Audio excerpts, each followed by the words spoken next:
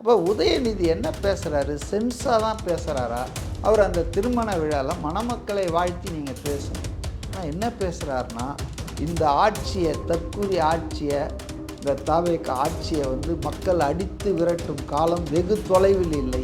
ஆனால் இன்றைக்கு இந்த சோஃபா மாடல் அரசு அமைந்த பிறகு இப்படிப்பட்ட ஒரு மோசமான ஆட்சிக்கு நாம ஓட்டு போட்டுட்டோமே அப்படின்னு மக்கள் வருத்தப்பட ஆரம்பிச்சிருக்கிறாங்க. நம்முடைய தலைவர், கழக தலைவர் முத்துவேல் கருணாநிதி ஸ்டாலின் அவர்கள் முதல்வராக அமருவார்.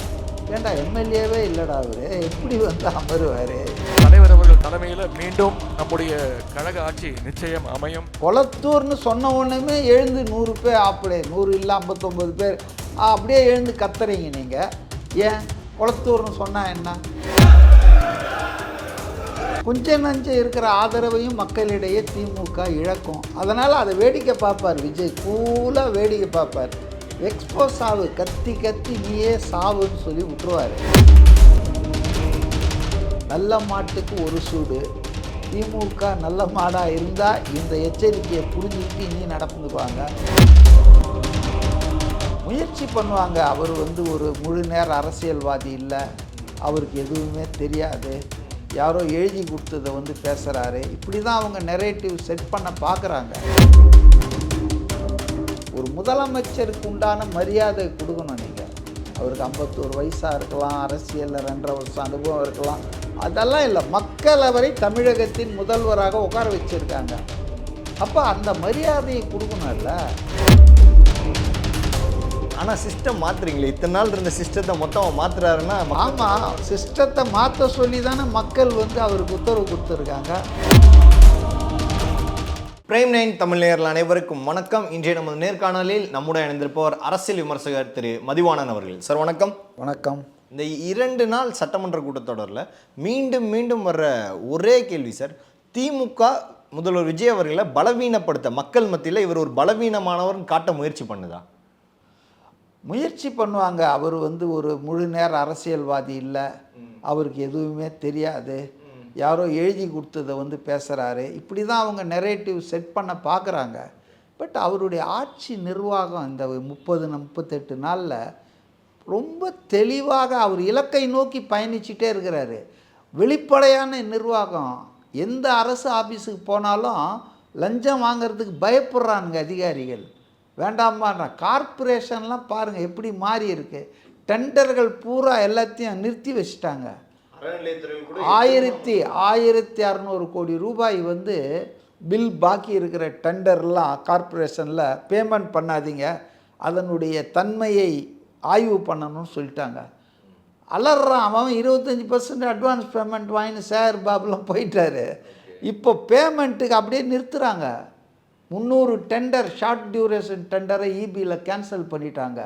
அப்புறம் ஒரு பெரிய மேம்பாலம் ஒன்று கட்டினாங்க இல்லையா சவுத்தில், அதை தேவையில்லைன்ட்டாங்க. எல்லாத்துலேயும் பல ஆயிரம் கோடி அடிச்சிட்டானுங்க டிஎம்கே மினிஸ்டர்ஸ், அதிகாரிகள். இப்போ அது நிற்கிது. ஏன் இப்போ பள்ளிக்கரணை சதுப்பு நிலத்தில் அந்த பிரிகேடுன்னு பெங்களூரு ரியல் எஸ்டேட் ஆள் ஒருத்தனுக்கு 2000 கோடி ஃப்ளாட்டை கட்ட விட்டானுங்க. விதிகளுக்கு புறம்பாக, அதாவது சுற்றுச்சூழலை பாதிக்கும், அது கட்டக்கூடாது, அது ஒரு சதுப்பு நில காடுகள், இதெல்லாம் மீறி பண்ணாங்க. இப்போ நிறுத்திட்டாரா? கன்ஸ்ட்ரக்ஷன் ஒர்க்கு அதெல்லாம் திட்டமே வரக்கூடாதுன்ட்டார. அதனால் அவருடைய ஆட்சி ஒரு நேர்மையான ஆட்சியாக, ஒரு வெளிப்படைத்தன்மையோடு செயல்படுவது என்பதை நம்மளால் 40 நாளில் பார்க்க முடியுதுங்க. அவர் பேசினா என்ன, அடுக்கு மொழியில் அப்படியே சும்மா மணிக்கணக்கில் பேசிகிட்டு இருந்தால் போதுமா? சீமான் மாதிரி இல்லை வைகோ மாதிரி வேலை ஆகுது.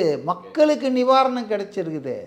நீங்கள் சிஎம்டிஏல போய் பாருங்கள், கார்பரேஷனில் அப்ரூவலுக்கு போய் பாருங்கள், டக்கு டக்கு டக்குன்னு நடக்குது, 10 பைசா செலவு இல்லாமல்.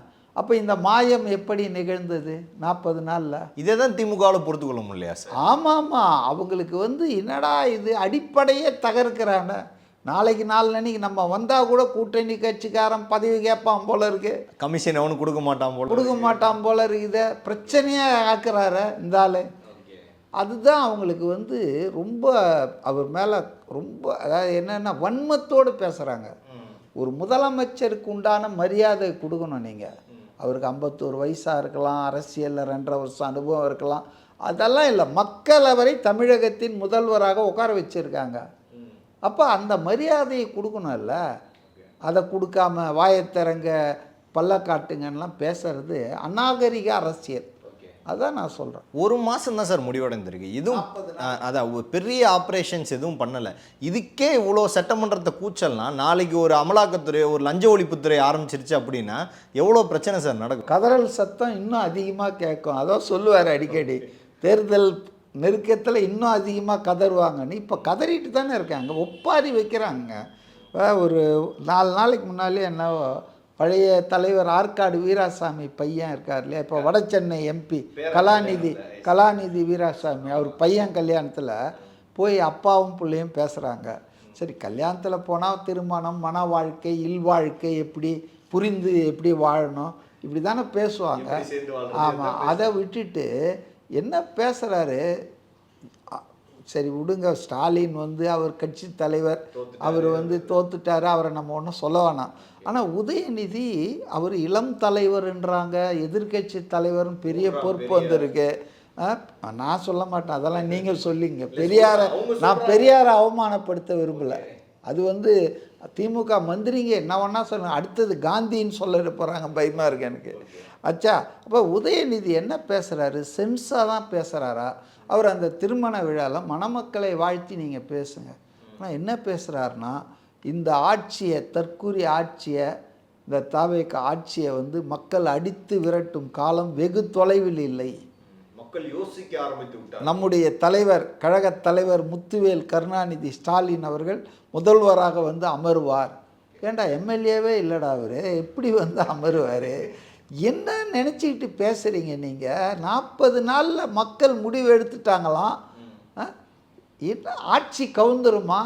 ஒரு பக்கம் சொல்கிறாங்க எங்கள் வழியில் தான் அவங்க போகிறாங்க, கட் அண்ட் பேஸ்ட், நாங்கள் சொல்கிறது தான் அவங்க செய்கிறாங்க. அப்புறம் ஏன்ப்பா கவுந்துடணும்னு நினைக்கிறீங்க?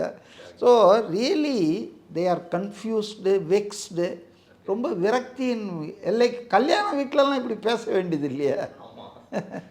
அப்போ தனிமையில் என்ன பண்ணுவாங்க கொஞ்சம் யோசிச்சு பாருங்கள். வைத்தல வாயில் அடிச்சுக்குவாங்க போல இருக்குது. சார், தொடர்ந்து இந்த மாதிரி சம்பவங்கள் திமுக சார்பிலேருந்து நடந்துக்கிட்டே வருது சார். இதுக்கு ஏதாவது முற்றுப்புள்ளி நான் வைக்கணும். ஏன்னா ஒரு அரசாங்கம் பொறுப்பேற்றுருச்சு, 6 மாதம் டைம் கொடுப்போம் அப்படின்னு சொன்னாங்க. ஆனால் திமுக இன்னும் கூட இடைவிடாமல் அடிச்சுக்கிட்டே தான் இருக்குது. திமுக எப்போ தான் சார் நிப்பாட்டு இந்த வேலையை? அதை வந்து என்னை கேட்டால் இவங்க இப்படி இரஸ்பான்சிபிளாக பிஹேவ் பண்ண கொஞ்சம் நஞ்சம் இருக்கிற ஆதரவையும் மக்களிடையே திமுக இழக்கும். அதனால் அதை வேடிக்கை பார்ப்பார் விஜய், கூலாக வேடிக்கை பார்ப்பார். எக்ஸ்போஸ் ஆகு, கத்தி நீயே சாவுன்னு சொல்லி விட்டுருவார். ஆனால் சட்டமன்றத்துக்குள்ள some order has to be restored. சபாநாயகர் ஜேசிடி பிரபாகரனுக்கு ஒரு பெரிய ரோல் இருக்குங்க. அவர் வந்து நிச்சயமாக சட்டமன்றத்தில் இந்த மாதிரி வந்து வல்கராக ஆக்வர்டாக பேசுறது, இந்த மாதிரி ரவுடிசம் பண்ணுறது யார் பண்ணாலும், இப்போ விஜய் தாமு பண்ணதை நான் தப்புன்னு தான் சொல்கிறேன். அவர் இருக்கையிலிருந்து எழுந்து ஆவேசமாக ஓடி வந்ததெல்லாம் unbecoming of a MLA. Vijay அவர்களும் கண்டிச்சிருப்பார். ஆமாம், கண்டித்ததாக எனக்கும் ஒரு செய்தி தான், இது மாதிரிலாம் நடந்துக்கூடாது. பட் அதை நான் ஏன் கண்டோன் பண்ணுறேன்னா, அனுபவம் இல்லாதவர்கள், அனுபவம் இல்லை, அந்த மரபுகள் பழக்கம், அவர் அந்த இடத்துல இருந்து அவர் பாயிண்ட் ஆஃப் ஆர்டர் ரேஸ் பண்ணியிருக்கணும், சபாநாயகர் கவனத்தை ஈர்த்திருக்கணும். என்ன சார் இப்படிலாம் பேசிகிட்டே இருக்காங்க, நீங்கள் அவங்கள வந்து கண்ட்ரோல் பண்ணாமல் இருக்கீங்களேன்னு கேட்டிருக்கலாம். அதுக்கு நேராக ஓடியாருது. இது குஸ்தி சண்டை இல்லை, இது மீன் சந்தை இல்லை, இது வந்து சண்டை போடுற இடம் இல்லை, விவாதிக்கிற மன்றம், சட்டமன்றம், மக்கள் பிரச்சனை. ஆமாம், அரசாங்கத்திடமிருந்து பதிலை பெறுவதற்கு திமுக எதிர்க்கட்சின்ற முறையில் முயற்சிக்கலாம். அதுக்காக என்ன வேணால் பண்ணலாம், தப்பு கிடையாது. ஆனால் அவதூறாக பேசக்கூடாது, அநாகரிகமாக பேசக்கூடாது, மற்றவர்களை வந்து ஒரு வெறுப்பு ஏற்றி ப்ரோவோக் பண்ணி காயப்படுத்துகிற அளவுக்கு பேசக்கூடாது. இல்லை இப்போ கொளத்தூர்னு சொன்ன உடனே எழுந்து 100 பேர், அப்படி 100 இல்லை 59 பேர் அப்படியே எழுந்து கத்துறீங்க நீங்கள். ஏன் கொளத்தூர்னு சொன்னால் என்ன? அப்போ உங்களுக்கு 60-70 வயசுலேயே இவ்வளோ கோபம் வருதுன்னா, இளம் தளிர்கள்லாம், வாலிபர்கள், அந்த பக்கம் இருக்கிறவங்கெல்லாம் அனுபவம், உங்களை மாதிரி அனுபவம் இல்லாதவர்கள். அப்போ அவங்களுக்கு வந்து easily they will get provoke இல்லையா? அப்போ அதை நீங்கள் புரிஞ்சிக்கணும் இல்லையா? புரிஞ்சிக்காமல் நாங்கள் தான் கத்துவோம், எங்களுக்கு தான் உரிமைன்னா, ராஜ்மோகன் சொன்னார் பாருங்கள், கரெக்ட். அது எங்களுக்கும் தெரியும் கத்துறது. உங்கள் மாதிரியே உங்களை விட அதிகமாகவே உங்கள் மொழியிலே எங்களுக்கு பேச தெரியும், நாங்கள் பேசாமல் இருக்கிறோம், அது எங்கள் பலவீனம் இல்லைன்னு தெளிவாக சொல்லிட்டாரு. நல்ல மாட்டுக்கு ஒரு சூடு. திமுக நல்ல மாடாக இருந்தால் இந்த எச்சரிக்கையை புரிஞ்சுக்கிட்டு இனி நடந்துக்குவாங்க. இல்லை அப்படின்னா இதே மாதிரி பண்ணாங்கன்னா they will get expose themselves. புரியுது சார். இது வந்து சட்டமன்றத்துக்குள்ள இன்னொரு விஷயம், அரசாங்கம் தொடர்ந்து எவ்வளோ மாறன் முயற்சி பண்ணாலும் உயர்மட்ட அரசு அதிகாரிகள் ஒத்துழைப்பதில்லைன்னு ஒரு கருத்து வருது. உண்மையில உயர்மட்ட அரசு அதிகாரிகள் ஒத்துழைக்கவில்லையா? அதெல்லாம் பொய்ங்க. அரசு அதிகாரிகளுக்கு வந்து நோ சாய்ஸுங்க. அவங்க 60 வயசு வரைக்கும் சர்வீஸில் இருப்பாங்க.